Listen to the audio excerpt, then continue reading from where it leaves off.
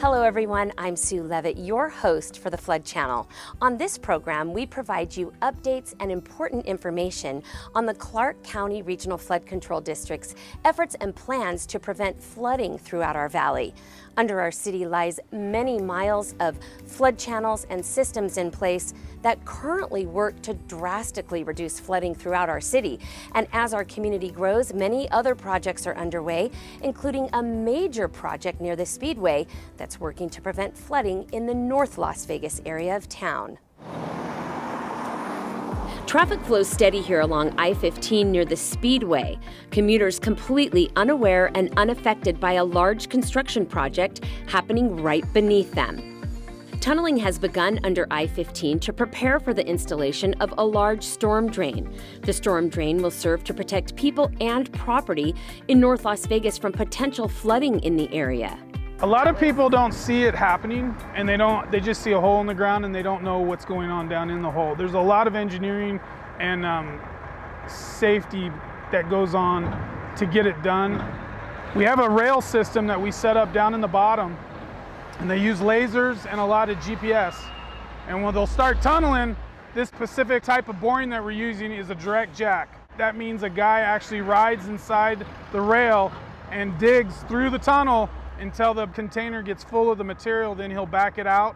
A crane will take off with the material, dump it, put it back on the rail tracks, and then the guy goes back in, augers, pulls it out. When this project is complete, the storm drain will stretch approximately 5,200 feet. The downstream end of the project starts at Hollywood Boulevard and Centennial Parkway in North Las Vegas. The stormwater pipe will extend to the north along Hollywood Boulevard and continues on Speedway Boulevard northwest of the Las Vegas Motor Speedway. From there, the project continues north, crosses under I-15, and runs north along the west side of the Manheim, Nevada auto auction property to its upstream endpoint at the Speedway No. 2 detention basin. So this project in this particular area is very beneficial for the city of North Las Vegas.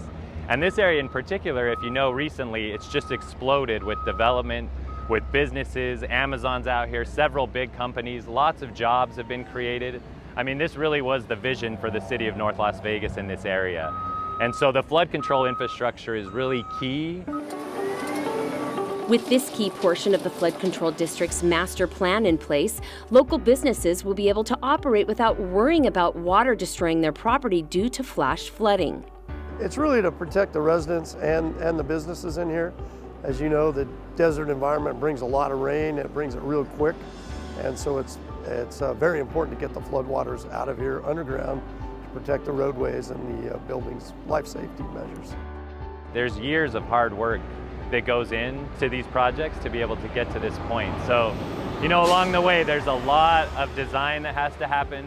When we want to put a pipe under a road, we have to figure out where's the sewer, where's the water lines, where's the electrical, where's the power. We work through environmental permits. It takes a lot of months and a lot of people to coordinate a project like this. The project to install the storm drain started September 13th, 2021, and is expected to take about a year to complete. I enjoy the challenge. It's fun getting a group of guys and getting them to all be on the same wavelength and find out what's expected, try to maximize it and beat it. And it's fun being out here. To me, you stay healthy, you stay fit. You're doing something for the city you work in and live in. There's a lot of self-satisfaction and reward that comes with that, you know. Construction plans in the project area have carefully been considered to minimize traffic disruptions, congestion, and delays, especially during major events that take place at the Las Vegas Speedway, like the NASCAR Cup Series or the Electric Daisy Carnival. So we've spoken to the Speedway. We get their schedule and find out what they have coming up on a chain of events. And then before that event comes, I go and button up the street, get it as tight and safed off as possible so we can reduce any accidents or anything that can go wrong. My 6-year-old daughter says that my job is to make sure that your carpet stays dry when it rains. And I kind of like that, you know. It's something people don't think about that often, but until you have a flood, right? And then when you've experienced the devastation of what flooding can be, you start to ask the questions like what's being done. And so to know that something in Clark County is being done about it, that we put almost $2 billion into the flood control system here. We built almost 700 miles of storm drains like this. You know, it's a tremendous accomplishment. The total cost of this project is $10.2 million. The funding for the design and construction comes from the Clark County Regional Flood Control District. The total cost for the Speedway project is $10.2 million, and funding for the design and construction comes from the Clark County Regional Flood Control District. Well, another major project is underway along Charleston Boulevard, an area that's had a long history of flash flooding. Those that have lived in Las Vegas for many years know all too well the problems flash flooding has caused for our city. But thanks to the many efforts from the Clark County Regional Flood Control District, the Charleston Underpass has not flooded since 2009. And more efforts along Charleston are currently underway to assure the entire area is free of flooding. Drivers will notice construction taking place here along East Charleston, but all for a very important reason. For years, there has not been sufficient underground storm drains in place that would adequately drain floodwaters from this area. Residents would have to deal with floodwater after rainfall, sometimes rushing down East Charleston Boulevard. The Clark County Regional Flood Control District is solving this problem by installing massive storm drains deep beneath the road. We use what's called reinforced concrete box. And so this is a big concrete box. It's 18 feet wide by 8 feet tall, so I could stand in it comfortably. They're massive, and they go underground, and we put them together piece by piece by piece, and that allows us to then create the storm drain and a long connected network that way. The long connected network to help water flow safely through our valley stretches for 667 miles underneath and around our city. Once completely installed, the 4-mile section of storm drains that will run from Boulder Highway to Maryland Parkway will connect the current networks, helping to divert floodwater safely and away from homes and businesses. The complete storm drain system is being upgraded to handle the new capacities for the flows the city has designated. This storm drain ties into an existing storm drain system already in the Boulder Highway alignment. We're bringing it up now into the Charleston intersection, where we're going to make it through this radius and down the road of Charleston. And on its way, it's going to be a major collector of other arterial storm drain flows, specifically at Eastern intersection and near Maryland Parkway. A project of this magnitude takes years to complete. The planning and design phase began in April of 2017 with careful thought and consideration of underground utility lines that include existing power, water, and sewer systems in place. Las Vegas paving has plenty of obstacles in front of us. The construction in this urban environment, in an intersection that hasn't been upgraded in quite some time. There are existing utilities, some of which have also been abandoned. The abandoned utilities inevitably end up being in our way. Some of the existing utilities, even though we account for them the best we can, the relocations need to happen before you can bring a box of this size in. So the biggest obstacle is us clearing the corridor in advance of the storm drain system. So we're going to need to make the space for it, and that means relocation of water lines, sewer systems, all leading up to the eventual movement of the box through the intersection. To complete the project here in this busy intersection where Charleston meets Boulder Highway, crews work around the clock in a marathon construction event that begins on a Wednesday night at 8 p.m. and is finished by Monday at 5 a.m.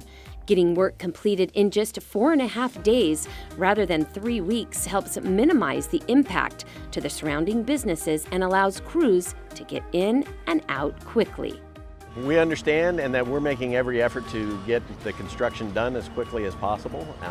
The benefit at the end of the project will be massive once that first major rain event happens and their residents and businesses aren't flooded out. The goal is to eliminate scenes like this, where water has nowhere to go but back up into the streets, causing devastating flooding in our community. The problem, though, is if you want to fix that flooding, you have to have somewhere to take the water. And so for years, there wasn't any storm drains or big areas that we could drain to. And so over time, we've built all these storm drains downstream. We've been working our way up and up and up. And now we're finally to this location. It's kind of exciting to think that our storm drain and our regional network has gotten all the way up here so we can drain Charleston Boulevard into this project and solve those problems.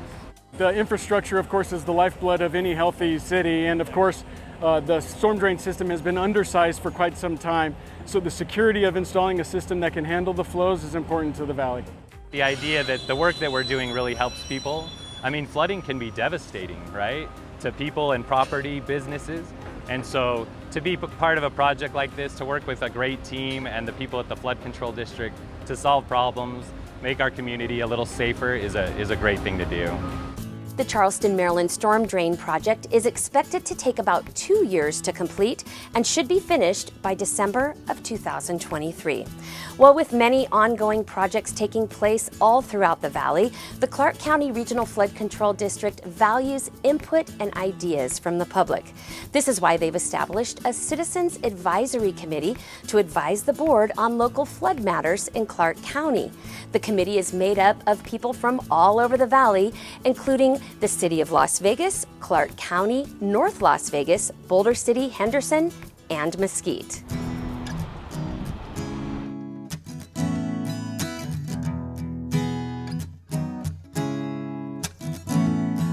I have fun with it. I'm honored to work with such an unbelievable group of employees here. And it's just a joy really to be a part of this committee. Bill Starmer has been a member of the Citizens Advisory Committee for about 5 years now.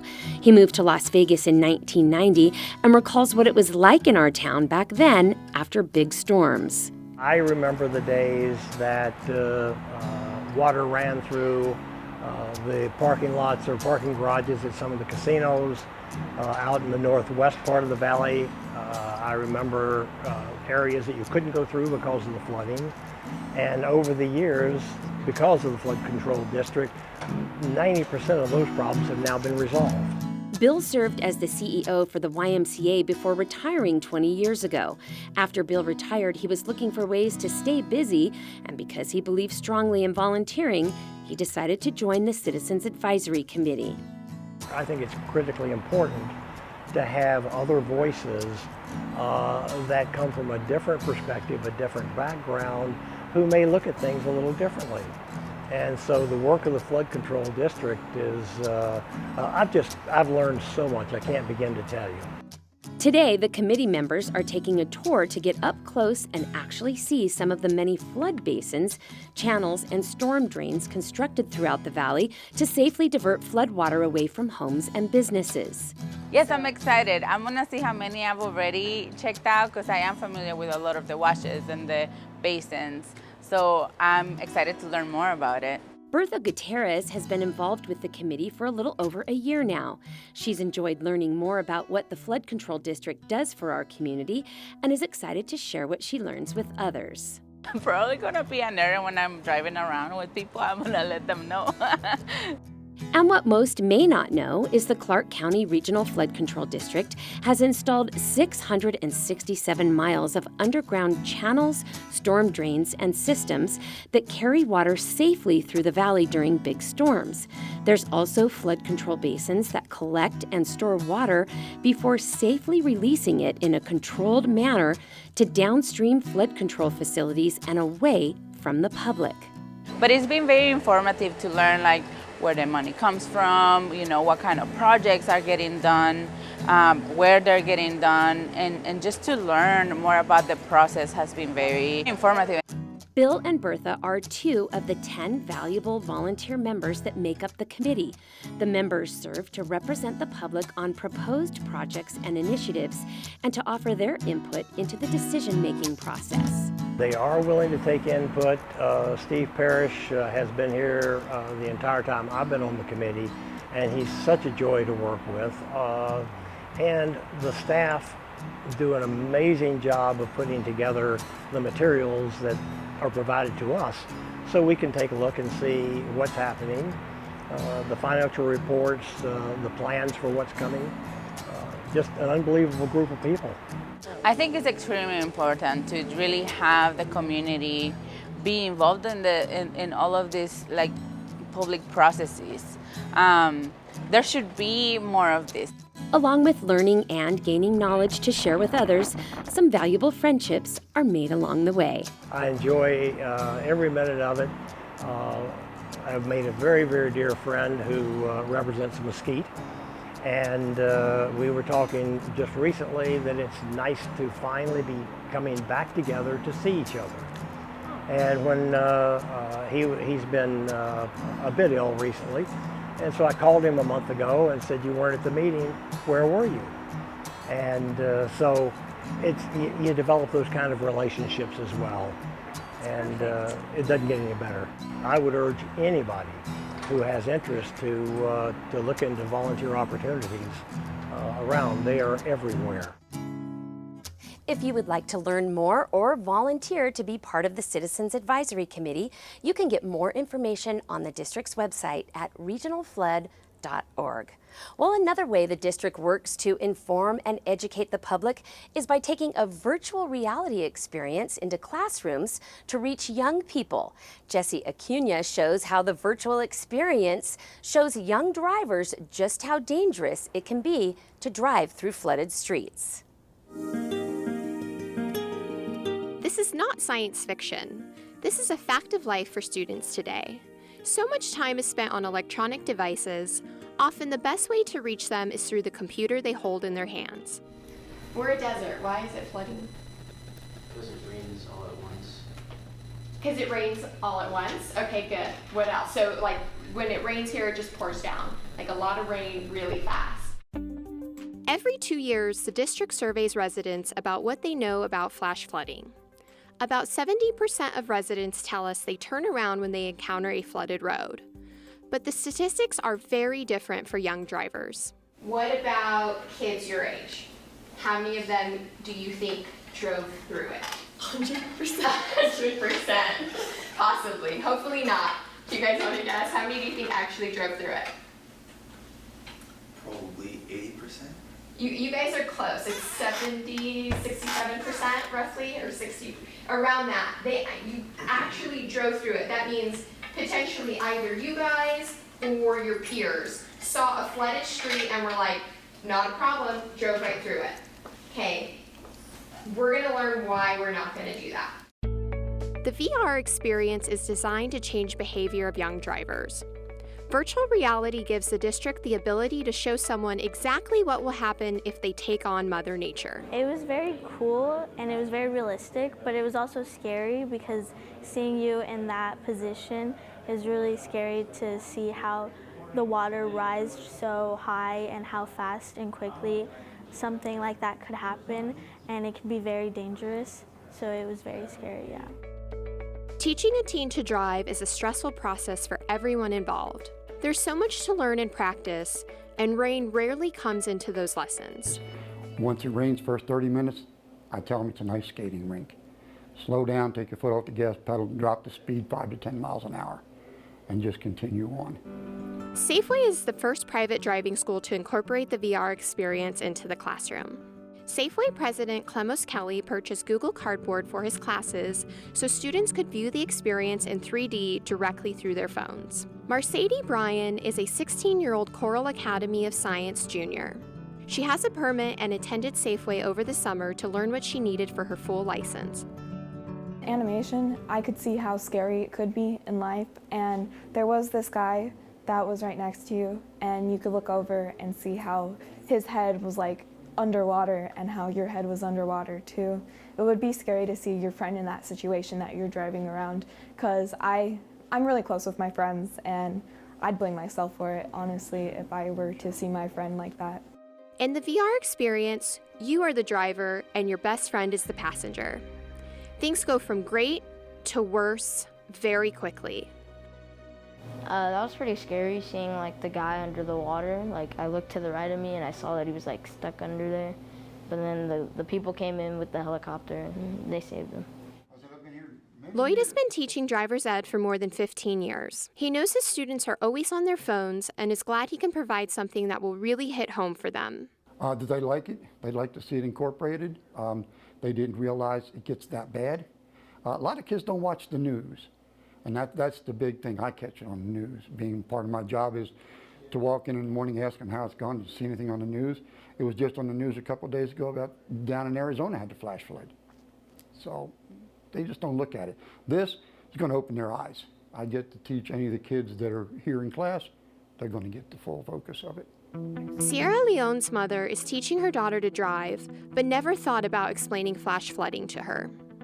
No, until I saw the video, here through the Regional Flood Control District. I hadn't given it much thought, to be honest with you. And then once I saw the video, I'm like, why hadn't I? Why hadn't I discussed this? Because it's a real issue. I do think it was very important because it was very realistic. Having that 360 view and feeling like you were actually in the driver's seat was very, very realistic. I actually brought my 12-year-old and my 11-year-old sons too, and they were really impacted. So they were really impacted too. They're like, oh my goodness. And so then they were giving the 16-year-old, my daughter, all lessons about what she shouldn't be doing when they're driving. So yeah, I think that the more students and the younger you get them, I think the more impactful the video is. Sanchez's daughter has been driving for 6 months before she saw the video. Now she has a clearer focus. From seeing that, you can tell that water always wins, and just seeing that, I wouldn't want to put myself in that position, in a dangerous position. So.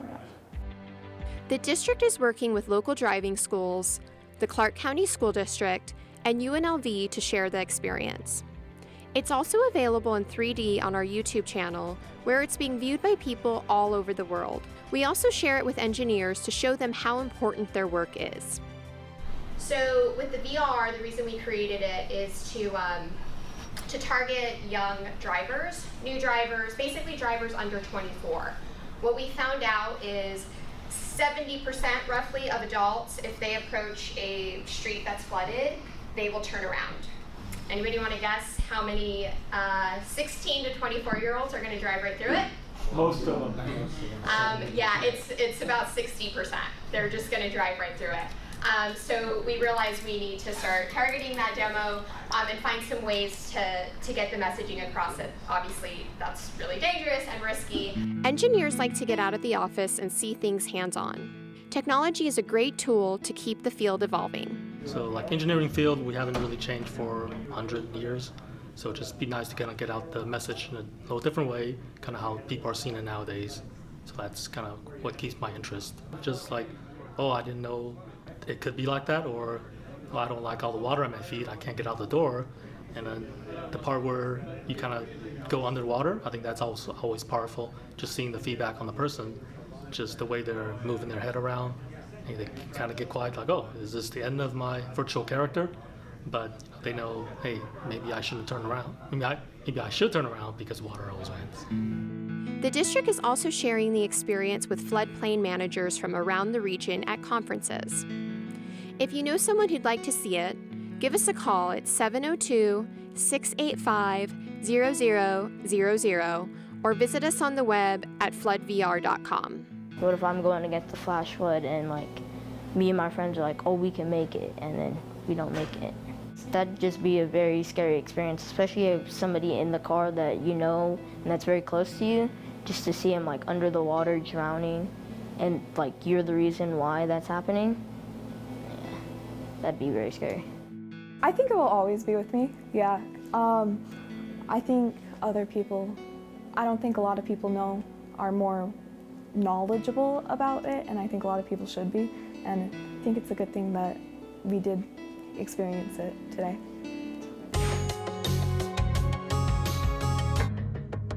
We want to thank you for joining us for this episode of the Flood Channel. And if you would like more information on the Clark County Regional Flood Control District, you can visit the website at regionalflood.org. You can also follow us on Facebook, Twitter, and YouTube. We'll see you next time.